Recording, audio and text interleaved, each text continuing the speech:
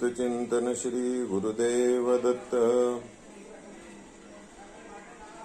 आज दत्त कृपा परिवार के माध्यम से हम भगवान के लिए नागरवेली पान जो बोलते हैं वह क्यों इस्तेमाल करते हैं, उसका महत्व क्या है और इतना अमृत तुल्य क्यों है, यह जानने के लिए हम यह वीडियो जारी कर रहे हैं। जब समुद्र मंथन हुआ था उसमें से जो अमृत निकला था, अमृत देव और दानव में समसमांतर बांटने के लिए मोहिनी राज जो विष्णु स्वरूप है उन्होंने लिया था, देवताओं को अमृत दिया और उसके बाद में जो बचा हुआ अमृत था वह एक जगह पे रखा था। वहां पर वह अमृत रखने से कुछ समय पश्चात वह अमृत जमीन पर गिर गया और जमीन पे गिरने के बाद में वहां पर एक वेली स्वरूप वृक्ष निर्माण हो गया और जहां पर अमृत रखा था वहां पर नागराज नामक हाथी को बांधा जाता था। कुछ समय पश्चात वह वेली जो है वह ऊपर जाने लगी और उसी वेली को नागरवेली या नागरवेली का पान जो हम बोलते हैं, तो नागराज नामक जो हाथी था वह वहां पर बांधा जाता था। उस हाथी के नाम से इस पान का नागरवेली यानी नागराज और वह वेली की तरफ बढ़ती रही, इसीलिए उसको वेली ऐसा नाम दिया है, नागरवेली। तो इतना अमृत तुल्य यह अमृत वेली का पान है।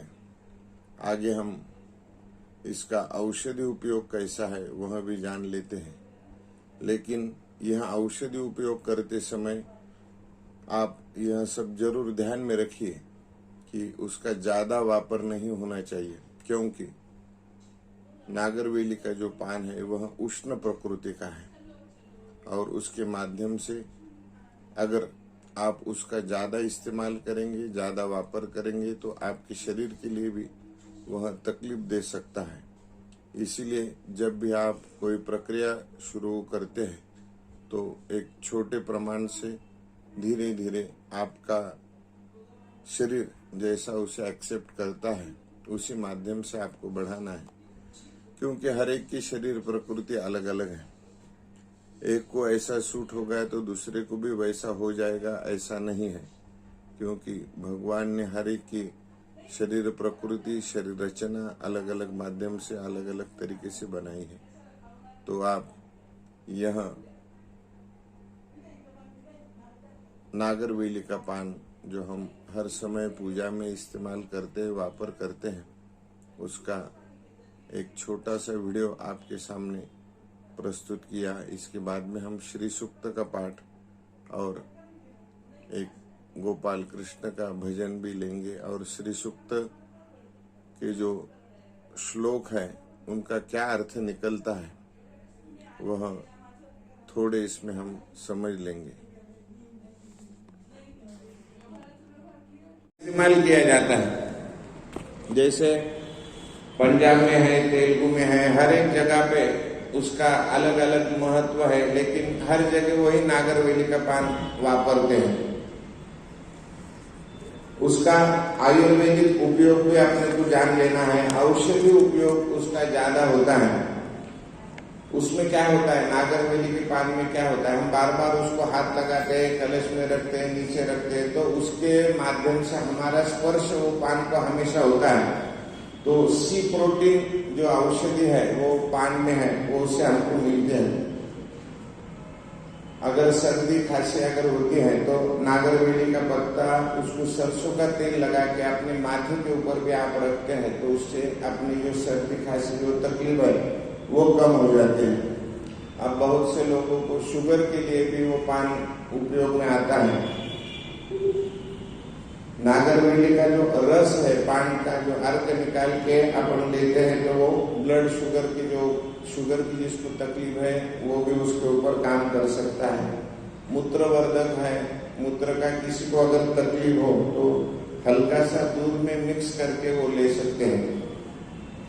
भूख बढ़ाने के लिए खाना खाने के बाद में हम हमेशा पान खाते हैं, तो पान में जो वस्तु होते हैं तो वो वस्तु उष्ण प्रकार की होती है, लवंग, इलायची, चूना वगैरह जो अपन उसमें लगाते हैं, तो वो अपन अगर कई बार बोलते हैं कि खाना बहुत खा लिया है, तो पान खाने के बाद में वो सब पचन हो जाता है, इसीलिए भी उसका महत्व है।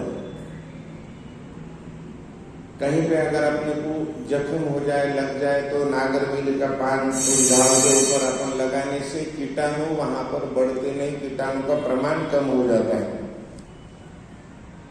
और बहुत से चेहरे के ऊपर जैसे घाव के चिन्ह होते हैं, जो तरुण लड़के लड़कियां होते हैं उनके चेहरे पे मुहासे या अगर कोई तो भी उष्णता का जो तकलीफ होता है तो वो कम करने के लिए नागरवेली का पान और हल्दी ये मिक्स करके अगर चेहरे पे लगाते हैं तो उससे फायदा होता है। लेकिन नागरवेली का पान उपयोग करते समय ये ध्यान में रखना है कि ये उष्ण है, गर्म है, तो जितना वो कम लेना है और जो दूसरी भी चीज है वो उसमें ज्यादा से ज्यादा मिक्स करना है, क्योंकि ये उष्ण होने के कारण अपने को कई बार तकलीफ भी दे सकता है। तो जितना हम उसको कम इस्तेमाल करेंगे और दूसरी चीज उसमें ज्यादा इस्तेमाल करना है। ऐसा नहीं कि वो अच्छा है इसलिए उसका प्रमाण बहुत ले लिया फिर आपको तकलीफ होगी, ऐसा नहीं करना चाहिए। बहुत से उपाय उन्होंने बताए, अपने बाल जो झड़ते हैं उसके लिए, नपुंसकता के लिए भी बताया है, कब्ज एसिडिटी के लिए भी उन्होंने बताया है, बहुत से इसके उपयोग हैं। लेकिन कोई भी उपाय करने से पहले सावधानी ये बरतना चाहिए कि उससे हमारे प्रकृति के लिए, हमारे लिए कोई हानिकारक न हो। इसलिए धीरे धीरे से हमको उसमें बढ़ाना है और अपने स्वास्थ्य के लिए उसको उपयोग लेना है। ये इतना महत्व नागरवेली का पान का है, उसको आप स्पर्श भी करते हैं तो आपका त्वचा का अगर कोई भी प्रॉब्लम है तो वो धीरे धीरे कम होता है। इसीलिए हमारे पूर्वजों ने भी नागरवेली का पान अपने पूजा में इस्तेमाल करने के लिए बोला है, और इससे हमारे तरफ से सृष्टि को कोई भी तकलीफ नहीं है। हम हमारा पूजा होने के बाद में अगर हम वापरने में भी नहीं लेते, बाहर भी डाल देते हैं, तो वो उसका खत बनता है और उससे सृष्टि को कोई भी तकलीफ नहीं है। ऐसा ही नागरवेली के पान का उपयोग है। उसके बाद में हम चावल जो चढ़ाते भगवान के ऊपर, हमने पिछले बार तुलसी पत्र चढ़ाए थे विष्णु भगवान को, और बाद में जिसके पास में तुलसी पत्र नहीं रहता था उनको हमने चावल चढ़ाने के लिए बोले थे। तो चावल का महत्व है, मराठी में, संस्कृत में उसको अक्षता बोलते हैं। अक्षता माने अच्छा, और क्षत अगर हम उसमें से निकाल लेते तो वो क्षत हो जाता है, माने क्षतिग्रस्त। तो जब भी हम भगवान को चावल चढ़ाएंगे तो अखंड चावल चढ़ाना चाहिए, टूटा हुआ चावल नहीं चढ़ाना चाहिए। क्यों? क्षतिग्रस्त जो होता है वो अपने कोई काम में नहीं आता है। अक्षत माने जो अखंड है वो हम भगवान को चढ़ाएंगे तो उससे हमारे को लाभ होगा। संस्कृत में उसको तंदूर बोलते हैं, तमिल में अरिसी बोलते हैं, अंग्रेजी में तो सबको पता है राइस बोलते हैं, हिंदी में चावल बोलते हैं। क्या है चावल में? तो कार्बोहाइड्रेट है, उसमें से अपने को शर्करा, प्रोटीन, पानी, कैल्शियम, लोह, ऐसा सब अपने को उसमें से मिलता है। पंडित लोग या पुरोहित जो भी आपको जब भी तिलक लगाते हैं तो गंधा पांतु सौभाग्यमस्तु, अक्षता पांतु आयुष्यमस्तु। चावल जो है वो आयुष्य बढ़ाने वाला है। जब भी मराठी में उसको साड़ी के लाया बोलते हैं, अपन शादी में भी अपन इस्तेमाल करते हैं हवन में। तो मुट्ठी भर अगर हम डालते हैं तो वो टोकरा भर हो जाता है। तो आयुष्य वर्धन के लिए चावल महत्व है। अक्षताश्च सुरश्रेष्ठ कुंकुमा कायुशोभिता मया निवेदिता भक्त्या ग्रहाण परमेश्वर। हम भगवान को जब भी चावल चढ़ाते हैं तो भगवान को हम चढ़ाते समय ये प्रार्थना है कि भाई ये हम आपको चढ़ाते हैं, हमारा आयुष्य वर्धन हो, और सबको आयु आरोग्यता मिल जाए, ऐसे भगवान की प्रार्थना करना है और भगवान को चावल हमको चढ़ाना है।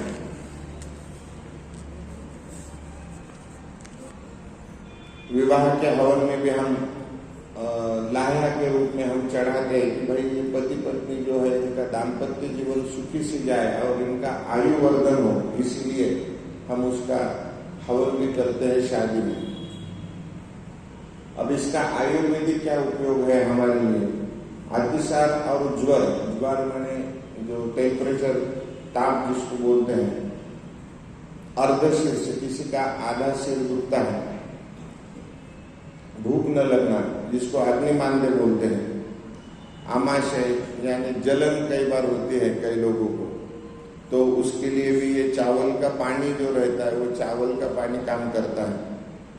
और शरीर की कांति अगर बढ़ाना है, चेहरे का तेज आपको बढ़ाना है, तो कई बार हम चावल धोते 2-3 बार और वो पानी फेंक देते हैं, तो वो पानी से अगर चेहरा धोते हैं तो चेहरा कांतिमय हो जाता है, चेहरे पे जो धब्बे वगैरह ऐसा कुछ लगता है वो भी उससे साफ हो जाता है।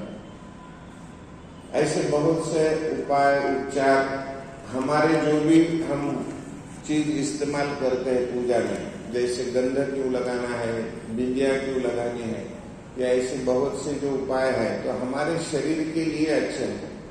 तो बहुत सा मैं वीडियो के YouTube के माध्यम से भी डालते रहता हूँ कि भाई तिलक क्यों लगाना है, चावल क्यों चढ़ाना है, और जो प्राणायाम जो हम करते हैं तो प्राणायाम क्यों करना है। ऐसे बहुत सी चीज हमारे लिए औषधि का काम करते हैं, और ये औषधि हमारे पुरातन लोगों ने हमको बोल के रखा है, और उसका महत्व हम अगर धीरे धीरे जान लेंगे तो हमारे को भी अच्छा होगा।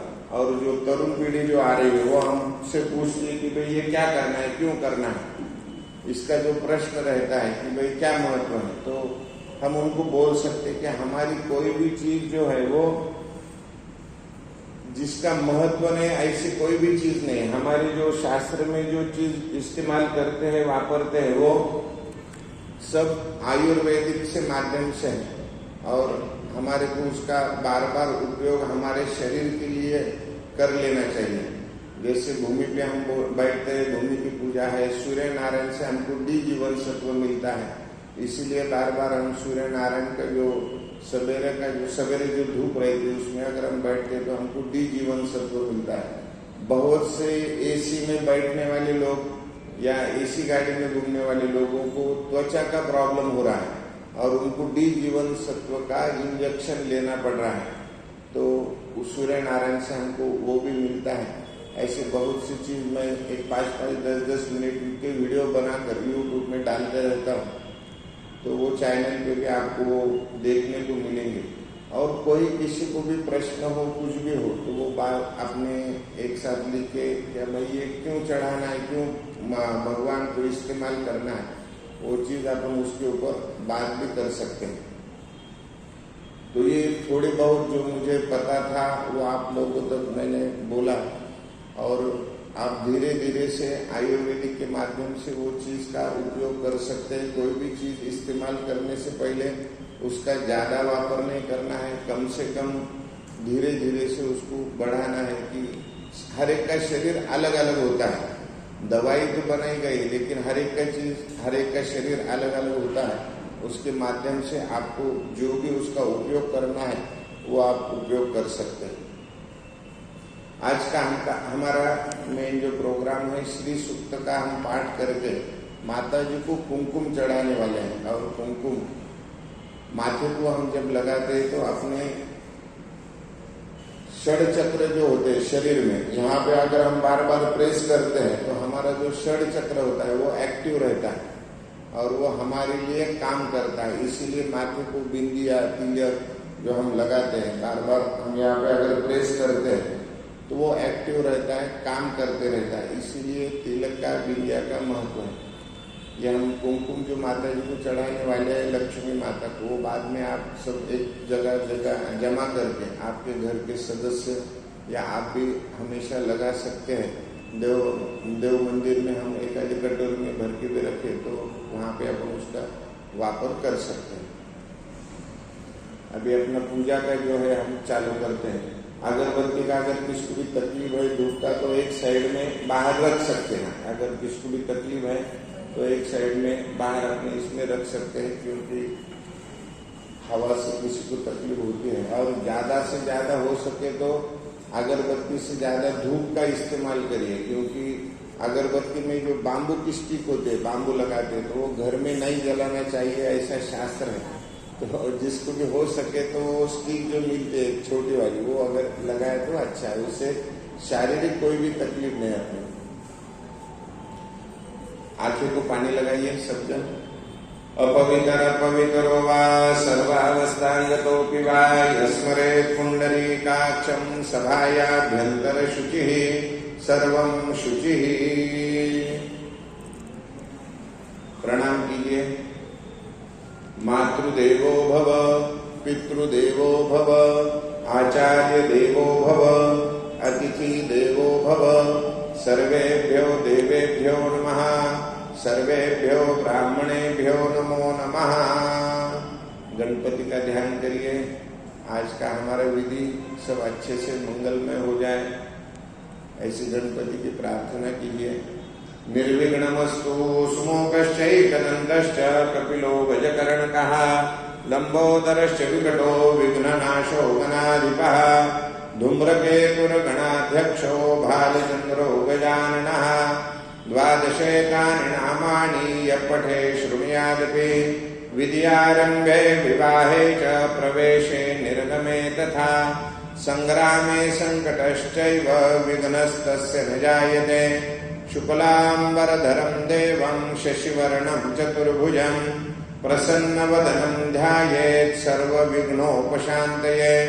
अभीप्सितार्थसिद्ध्यर्थं पूजितो यः सुरासुरैः सर्वविघ्नहरस्तस्मै श्रीगणाधिपतये नमः। सर्वमङ्गलमाङ्गल्ये शिवे सर्वार्थसाधिके शरण्ये त्र्यम्बके गौरी नारायणि नमोऽस्तुते। सर्वदा सर्वकार्येषु नास्ति तेषाभिमङ्गलम्।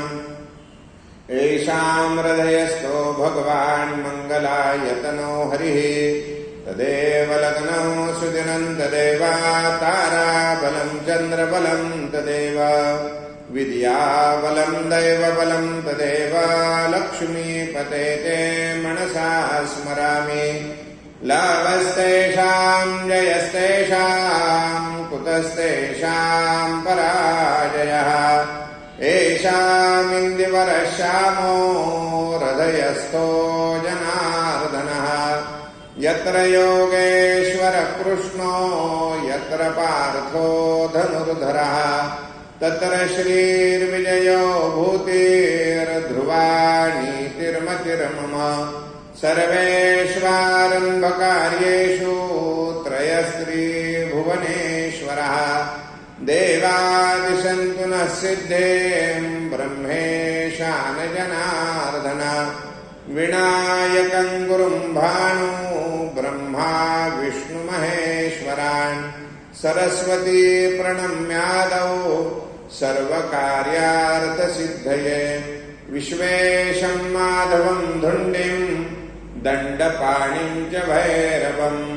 वन्दे काशीं गुहां गंगा भवानी मनकर्णिकाम्। अपदामपहर्तारां दातारां सर्वसम्पदां। लोकाभिरामं श्रीरामं भूयो भूयो नमाम्यहम्। गुरुर्ब्रह्मा गुरुर्विष्णु गुरुर्देवो महेश्वरः। गुरुः साक्षात् परब्रह्म तस्मै श्री गुरुवे नमः। प्रणाम कीजिए।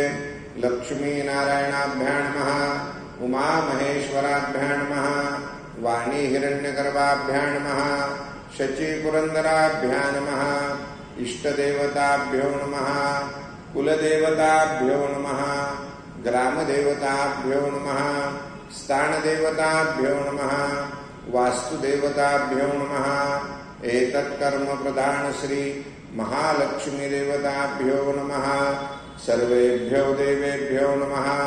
सर्वेभ्यो ब्राह्मणेभ्यो नमो नमः। चम्मच में पानी लीजिए, उसमें हल्दी, कुमकुम, चावल और फूल लीजिए।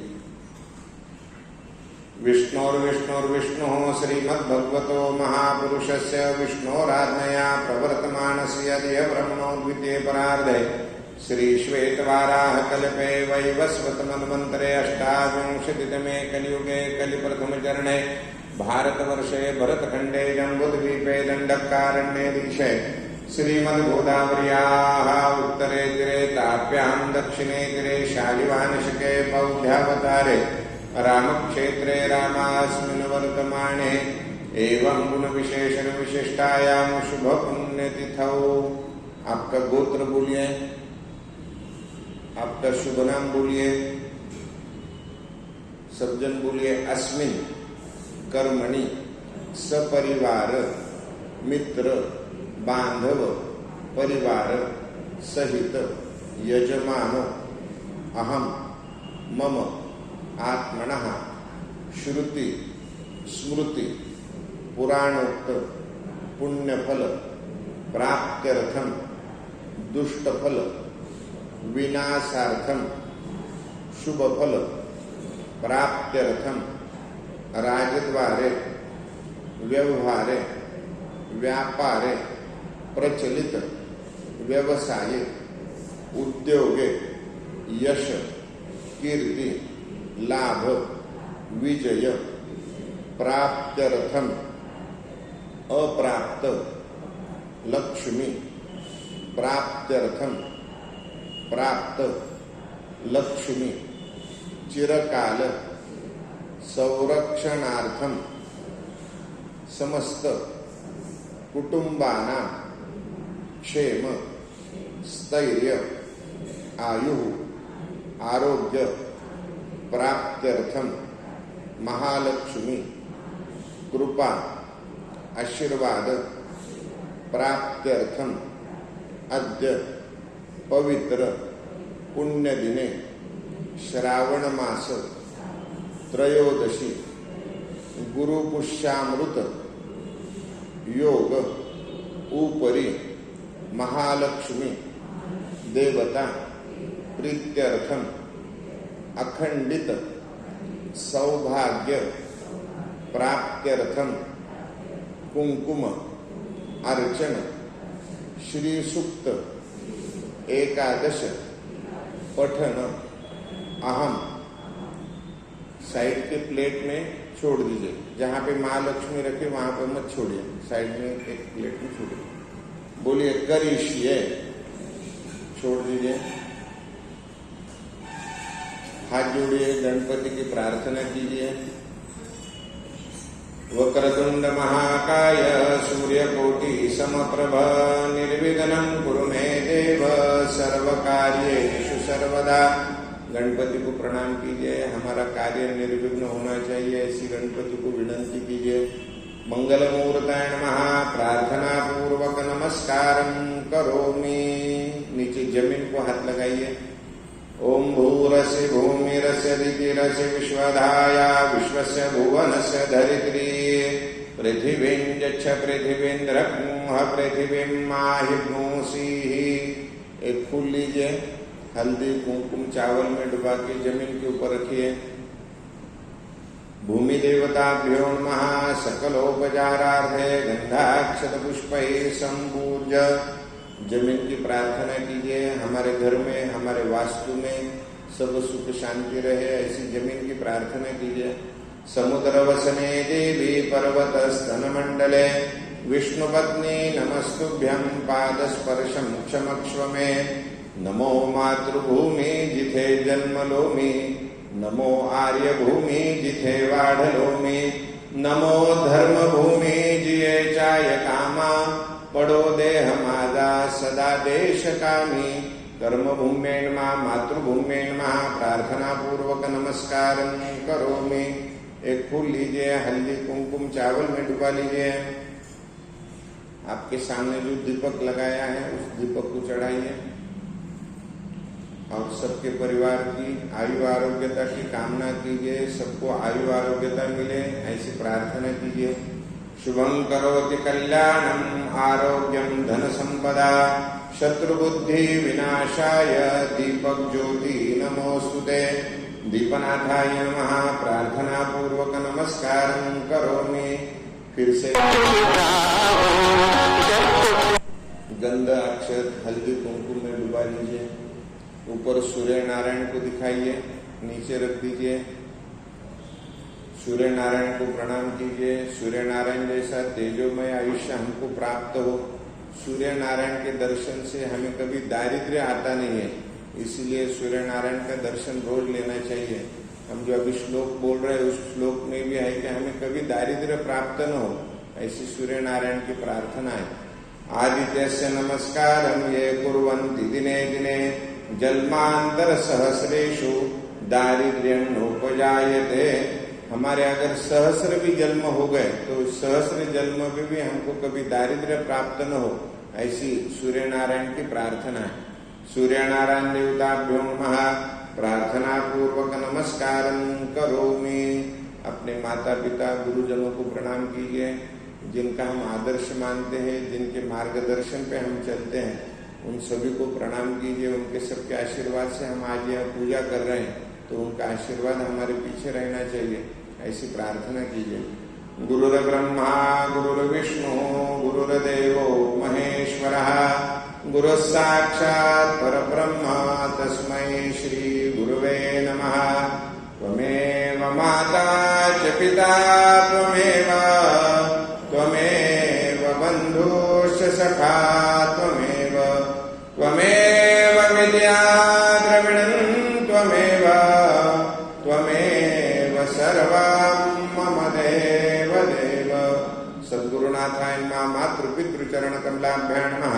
प्रार्थना पूर्वक नमस्कारं करोमि। चावल लीजिए हाथ में, महालक्ष्मी का ध्यान करिए। सर्वमंगल मांगल्ये शिवे सर्वार्थ साधिके शरण्ये त्र्यंबके गौरी नारायणि नमोस्तुते।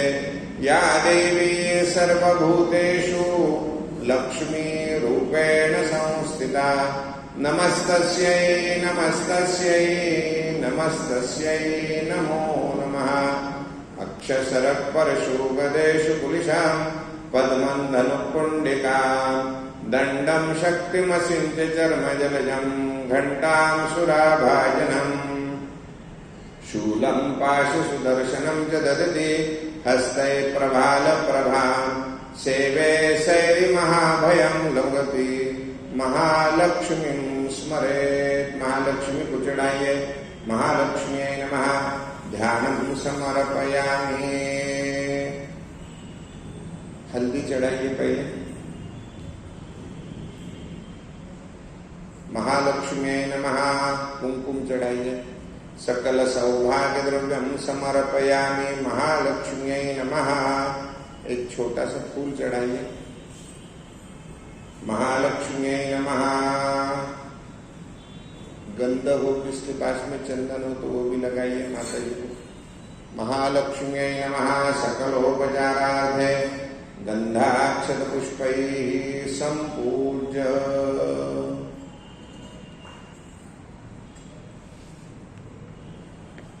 हम श्री सूक्त के 16 आवर्तन 11 आवर्तन लेने वाले हैं, तो 10 आवर्तन में हम जो 16वां जो श्लोक है वहां तक बोलना है, और उसके बाद में हम जो आखिरी का 11 वाला जो आवर्तन लेंगे उसके साथ में पूरा श्री सूक्त हम उसके साथ में पढ़ेंगे। पहले श्लोक से शुरुआत करना है। आराम से कुमकुम जो आपने लाए हैं वो कुमकुम की वाटी साइड में रखिए महालक्ष्मी की, और सीधे हाथ से अंगूठा और जो हम जो अंगुली से तिलक करते हैं वो अंगुली से कुमकुम चढ़ाना है। ये भगवान के लिए हम इस्तेमाल करते हैं, तो वो अंगूठा और उंगली से कुमकुम चढ़ाते रहना है। जिसको याद है वो हमारे साथ में बोलते रहिए। श्री सूक्त मैं तो बोलते रहने वाला हूँ, और बीच बीच में आप भी कुमकुम चढ़ाते रहना है।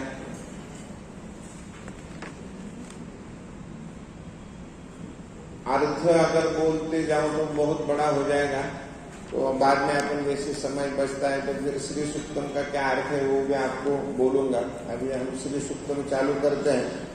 10 बार हमको बोलना है 16वें श्लोक तक। 16वां श्लोक है यश शुचि प्रयतो भूत्वा जुहुया दाज्यमन्वहम् सुक्तम पंचदश रचंच श्री काम सततं जपे। ऐसा आखिरी वाला श्लोक है। उसके बाद में फिर से हमको पहले से चालू करना है। तो पहला जो 15वें श्लोक तक जो है वो श्री सुक्तम है, और उसके बाद में जो है वो आखिरी वाले जो श्लोक आते हैं वो लक्ष्मी सुक्तम है। तो ये दोनों मिला के श्री सुक्त तैयार हुआ है। तो हमको बोलना है, बीच बीच में कुमकुम से आप माता जी के ऊपर कुमकुम चढ़ाते जाइए, अंगूठा और ये हम जो तिलक करते हैं वो उंगली से। सर्वमंगल मांगल्ये शिवे सर्वार्थ साधिके शरण्ये त्र्यंबके गौरी नारायणि नमोस्तुते। ओम हिरण्यवर्णां हरिणीं सुवर्णरजतस्रजां चंद्रां हिरण्मयीं लक्ष्मीं जातवेदो महावह ताम् आवह जातवेदो लक्ष्मीमणपगामिनीं यस्यां हिरण्यं विन्देयं कामश्वं पुरुषाणः अश्वपूर्वां रथमध्यां हस्तिनादप्रबोधिनीं श्रियं देवीमुपभये श्रीर्मादेवीजुषताम् कांसोऽस्मितां हिरण्यप्राकारां मार्द्रां ज्वलन्तीं तृप्तां तर्पयन्तीं पद्मे स्थितां पद्मवर्णां तामिहोपभये श्रियं चन्दरां प्रभासां यशसा ज्वलन्तीं श्रियं लोके देवजुष्टामुदारां तां पद्मिनीमिं शरणमहं प्रपद्ये अलक्ष्मीर्मे नशतां त्वां वृणे आदित्यवर्णे तपसो धिजातो वनस्पतिस्तव वृक्षोऽपि बिल्वः तस्य फलानि तपसा नुदन्तु मायान्तरायाश्चकाया अलक्ष्मीः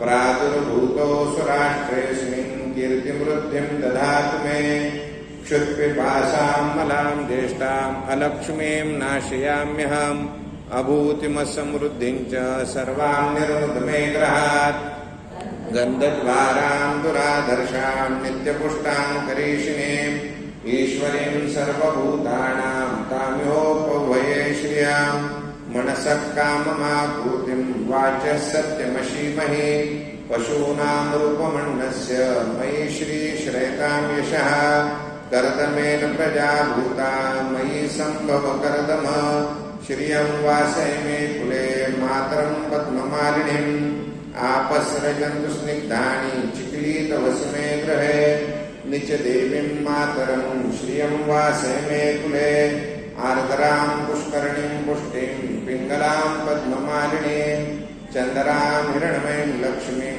जातवेदो महावह आर्द्रां यः कर्णीं यष्टिं सुवर्णां हेममालिनीं सूर्यां हिरण्मयीं लक्ष्मीं जातवेदो महावह ताम् आवह जातवेदो लक्ष्मीमणपगामिनीं यस्यां हिरण्यं प्रभूतं गावो दासोष्मान् विन्देयं पुरुषाणः यशुचि प्रयतो भूत्वा जुहुयात्ताजमन्वः सुक्तं पंचदशरचं च श्रीकामः सततं जपे। ये स्पीड ठीक है या और धीरे से बोलना है? हाँ चलो। ओम हिरण्यवर्णां हरिणीं सुवर्णरजतस्रजां चन्द्रां हिरण्मयीं लक्ष्मीं जातवेदो महावह ताम् आवह जातवेदो लक्ष्मीमणपगामिनीं यस्यां हिरण्यं विन्देयं कामश्वं पुरुषाणः अश्वपूर्वां रथमध्यां हस्तिनादप्रबोधिनीं श्रियं देवीमुपभये श्रीर्मादेवीजुषतां कांसोऽस्मितां हिरण्यप्राकारा मार्द्रां ज्वलन्तीं तृप्तां तर्पयन्तीं पद्मे स्थितां पद्मवर्णां तामिहोपभये श्रियां चन्दरां प्रभासां यशसा ज्वलन्तीं श्रियं लोके देवजुष्टामुदारां तां पद्मिनीमिं शरणमहं प्रपद्ये अलक्ष्मीर्मे नशतां त्वां वृणे आदित्यवर्णे तपसो धिजातो वनस्पतिस्तव वृक्षोऽथ बिल्वः तस्य फलानि तपसां दन्तु मायान्तरायाश्च बाह्या अलक्ष्मीः उपैतुमान् देवस्य कीर्तिश्च मणिना सह प्रादुर्भूतोऽसु राष्ट्रेऽस्मिन् कीर्तिमृद्धिं दधातु मे क्षुत्पिपासां मलां ज्येष्ठाम् अलक्ष्मीं नाशयाम्यहम् अभूतिमसमृद्धिं च सर्वां निर्वृत मे ग्रहात् गन्धद्वारां दुराधर्षां नित्यपुष्टां करीशिनीम् ईश्वरीं सर्वभूतानां तामिहोपभये श्रियाम् मनसः काममापूतिं वाचः सत्यमशीमहि पशूनां रूपमन्नस्य मयि श्रीश्रेतां यशः कर्दमेन प्रजा भूता मयि सम्भव कर्दम श्रियं वासे मे कुले मातरं पद्ममालिनीम् आपस्रजन्तु स्निग्धानि चिक्लीतवस्मे गृहे मातरं श्रियं वासे मे कुले आर्द्रां पुष्करणीं पुष्टिं पिङ्गलां पद्ममालिनीं चन्द्रां हिरण्मयीं लक्ष्मीं जातवेदो महावः आर्द्रां यः करणीं यष्टिं सुवर्णां हेममालिनीं सूर्यां हिरण्मयीं लक्ष्मीं जातवेदो महावः ताम् आवह जातवेदो लक्ष्मीमणपगामिनीं यस्यां हिरण्यं प्रभूतं गावो दासोऽश्वान् विन्देयं पुरुषाणः यशुचि प्रयतो भूत्वा जुहुयाताजमन्वः सुक्तं पञ्चदशरथं च श्रीकामः सततं जपेत्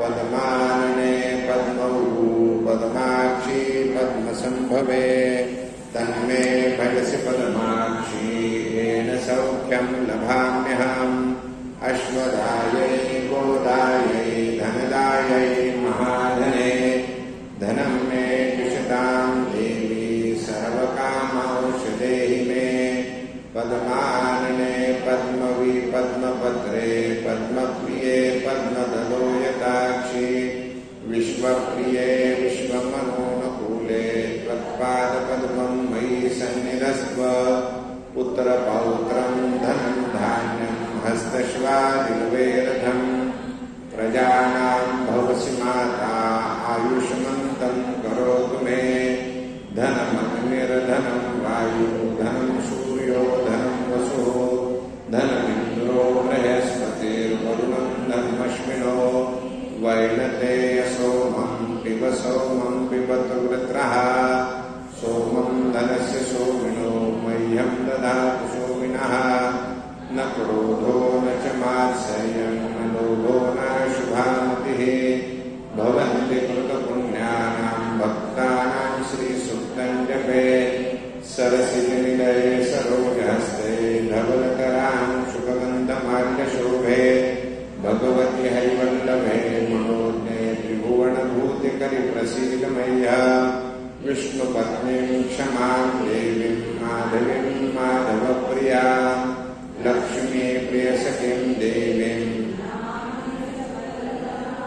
महालक्ष्मी च विद्महे विष्णुपत्नी च धीमहि तन्नो लक्ष्मीः प्रचोदयात् श्रीर्वर्चस्वमायुष्यमारोग्यमाविधाचो भवान् महीयते धान्यं धनं पशुं बहुपुत्रलाभं शतसंवत्सरं दीर्घमायुः ॐ द्यौः शान्तिरन्तरिक्षं शान्तिः पृथिवी शान्तिरापः शान्तिरोषधयः शान्तिः वनस्पतयः शान्तिर्विश्वे देवाः शान्तिर्ब्रह्म शान्तिः सर्वं शान्तिः शान्तिरेव शान्तिः सा मा शान्तिरेधि सुशान्तिर्भवतु। फिर से हल्दी कुमकुम चढ़ाइए, फूल चढ़ाइए लक्ष्मी माता को। धान आप लाए हैं वो सामने रखिए, उसको भी हल्दी कुमकुम चढ़ाइए। प्रसाद सबके पास देना है या यही दिखाना है भाई?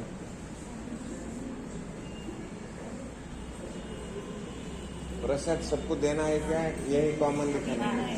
हाँ, नहीं सबको देना है क्या? हाँ, तो एक एक पैकेट सब अभी बांट देना। हाँ, एक एक पैकेट दे दो। एक दे देने का। हाँ, सब लाए हैं ऐसे फ्रूट लाए घर से। हाँ चले।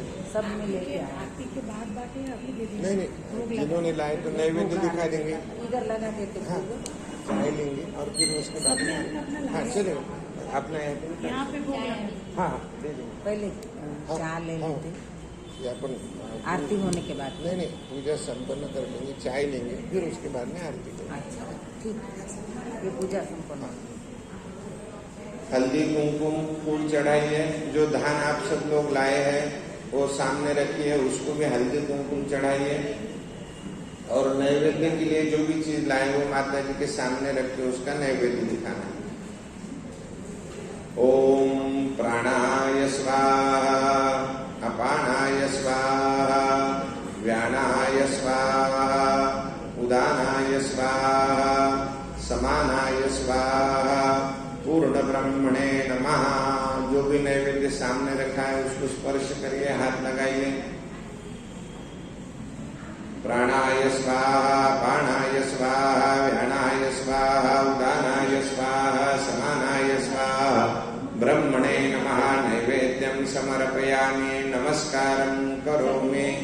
जो धान लाए हैं उसके ऊपर हाथ रखिए। अन्नपूर्णा माता की प्रार्थना करना है, हमारे घर में हमेशा धन धान्य की बरकत रहे, धन धान्य हमेशा हमारे घर में रहे, ऐसी मन में प्रार्थना कीजिए।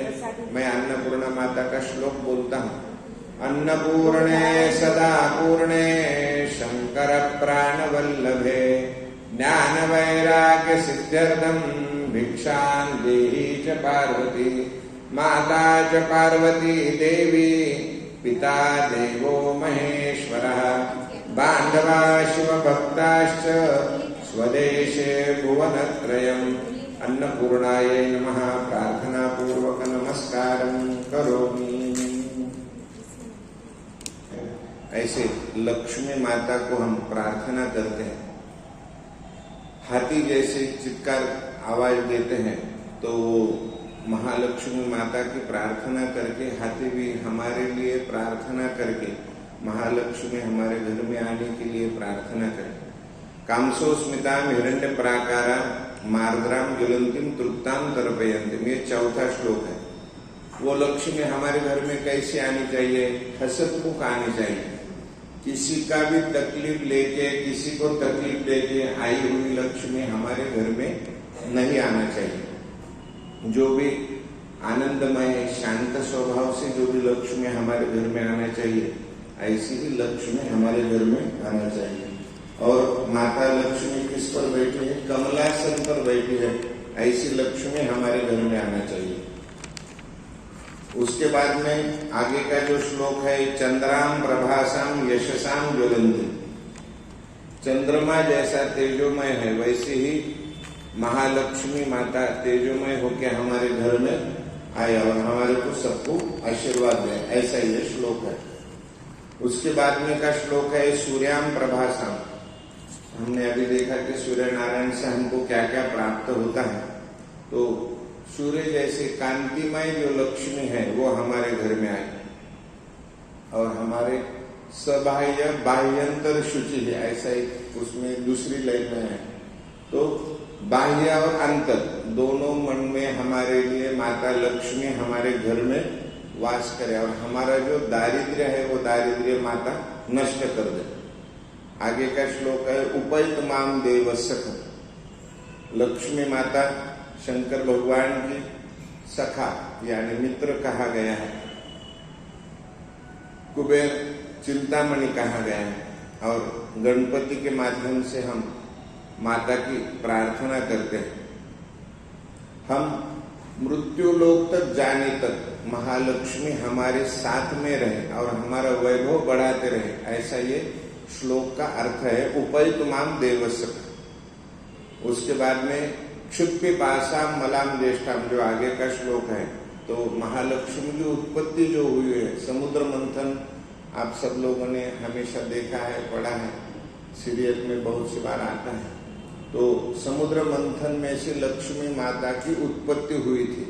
हम जो दिवाली को पूजा करते हैं महालक्ष्मी का, तो वो माता जी का जन्मदिन उत्सव मनाते हैं। इसीलिए अमावस्या के दिन, बाकी हम कभी अमावस्या के दिन कोई विधि पूजा नहीं रखते, लेकिन उस दिन महालक्ष्मी की पूजा हम इसलिए करते हैं कि महालक्ष्मी का जन्मदिन उत्सव हम मनाते हैं। समुद्र मंथन के समय जब माता जी लक्ष्मी माता अवतरित हुई, उस समय अमावस्या थी, इसीलिए हम उस समय माता जी का पूजन करते हैं। हमारे घर में जो असंतोष है, जो दुख है, जो वाद है, जो विवाद है, हर घर में कोई ना कोई विवाद है, तो वो निकल जाना चाहिए और हमारे घर में असंतोष नष्ट होकर संतोष हमारे घर में रहना चाहिए। ये श्लोक का अर्थ है। उसके बाद में आता है गंधद्वाराम दुराधर्षाम। जो खेती करते हैं उनकी मिट्टी भी अच्छी होना चाहिए और वो मिट्टी में हमेशा के लिए धन धान्य की बरकत होना चाहिए और मिट्टी में जो सुगंध आता है वो सुगंध अच्छा आना चाहिए, ऐसी इसमें प्रार्थना है।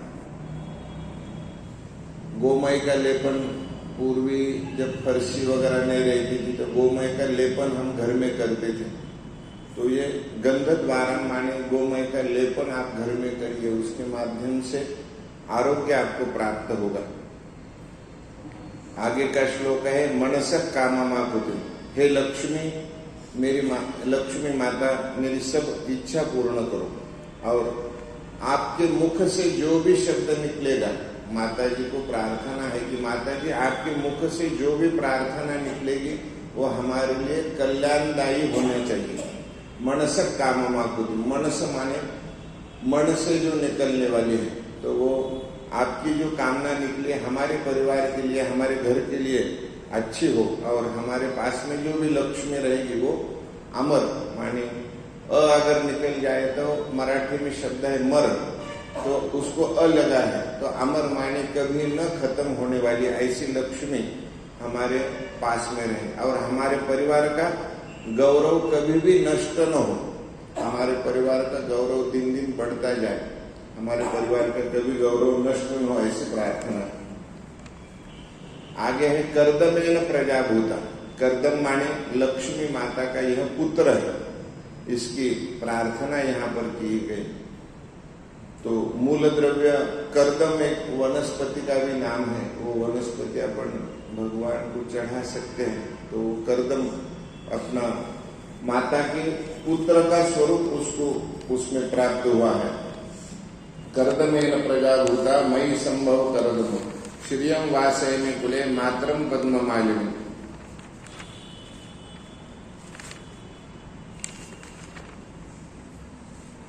उसके बाद में पद्मानने, हाँ, आपस रजंतु स्निग्धानि, जल देवता की हम प्रार्थना करते हैं। तो जल देवता हमारे शास्त्र में जिससे भी हमको लाभ होता है उसको देवता का स्वरूप दिया है। जल को भी हम देवता मानते हैं, पान पत्र पुष्प सबको हम देवता मानते। क्यों मानते हैं? कि उसकी हमारे लिए बहुत जरूरी है।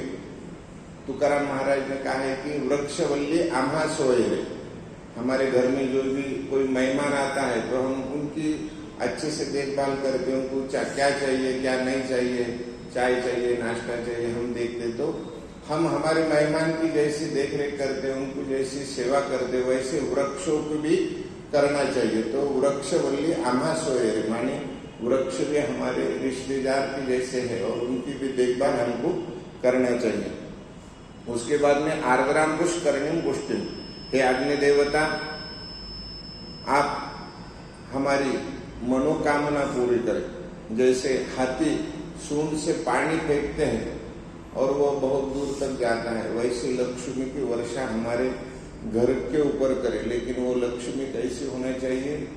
शुद्ध और अच्छी लक्ष्मी हमारे लिए होना चाहिए। हे अग्नि देवता, आप माता जी से हमारे लिए प्रार्थना करिए।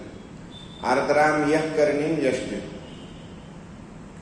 कई बार हमसे गलती हो जाए, अगर कोई गलत लक्ष्मी हमारे घर में आ गए तो आप हम हमको दंडित भी करिए और हमारे को अच्छे मार्ग पे लाइए और शक्ति रूपिणी वैभव संपन्न लक्ष्मी माता हमारे घर में लाए। ताम आवह जातवेदो लक्ष्मी मंडपगामिनी।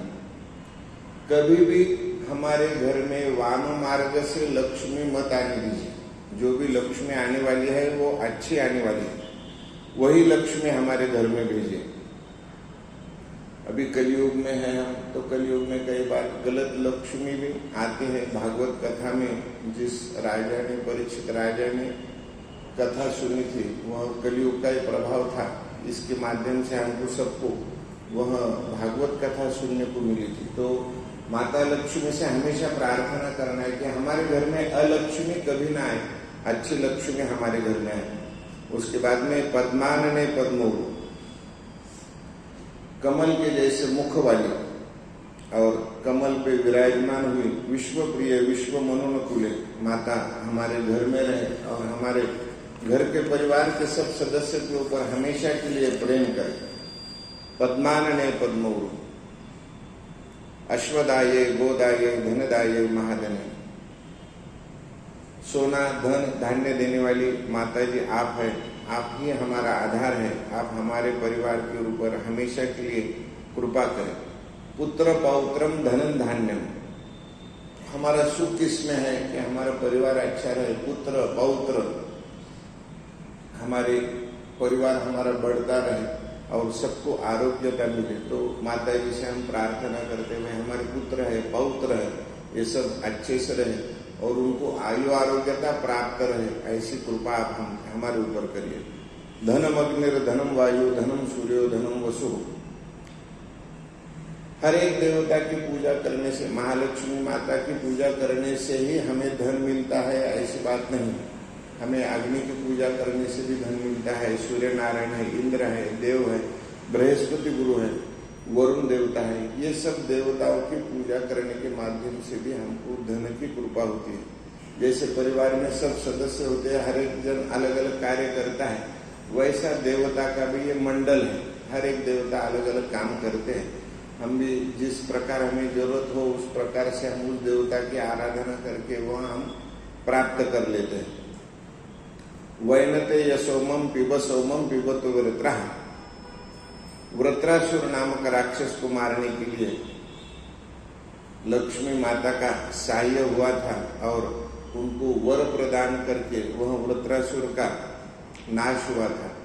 न क्रोधो न च मात्सर्य न लोभो न शुभामति। हे माता, हमारे घर में क्रोध युक्त कोई भी जन्म न ले। हमारे घर में जो भी ले वह पुण्यवान हो और अच्छा हो।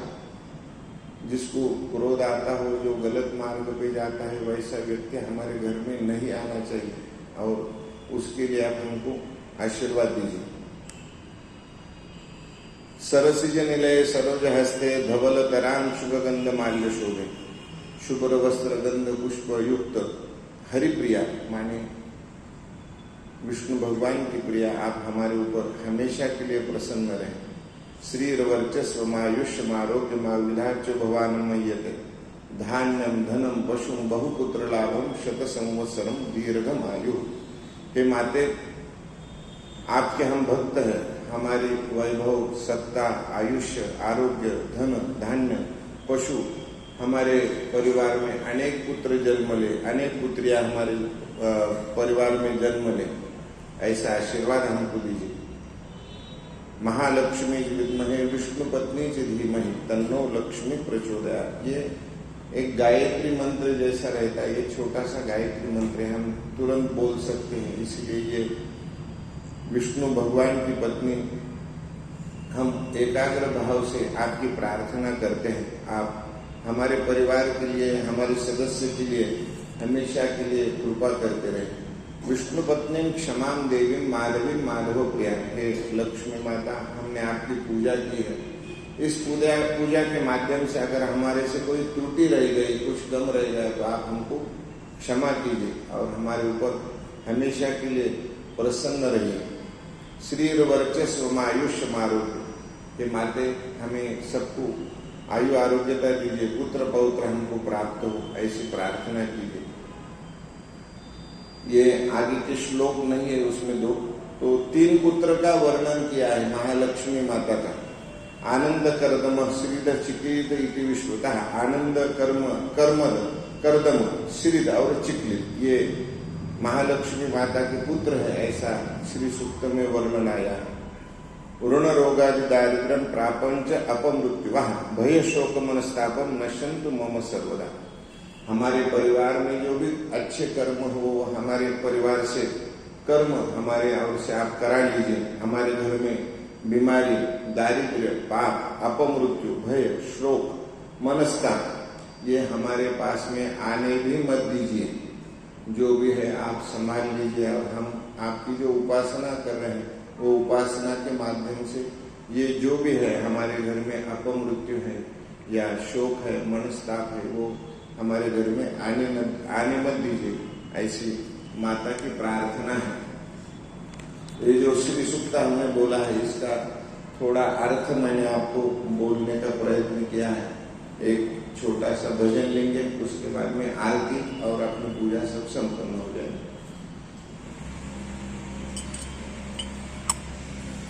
कृष्णाय वासुदेवाय हरये परमात्मने प्रणतक्लेशनाशाय गोविन्दाय नमो नमः। अधरं मधुरं वचनं मधुरं नयनं मधुरं हसितं मधुरं हृदयं मधुरं गमनं मधुरं मधुराधिपतेरखिलं मधुरं मधुराधिपतेरखिलं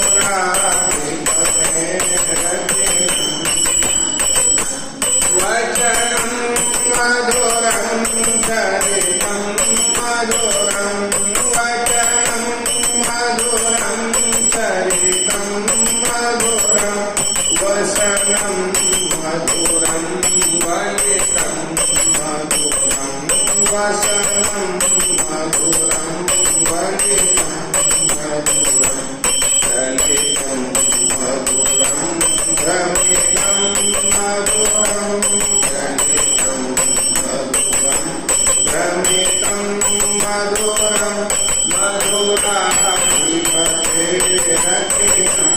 मधुरं मधुराधिपते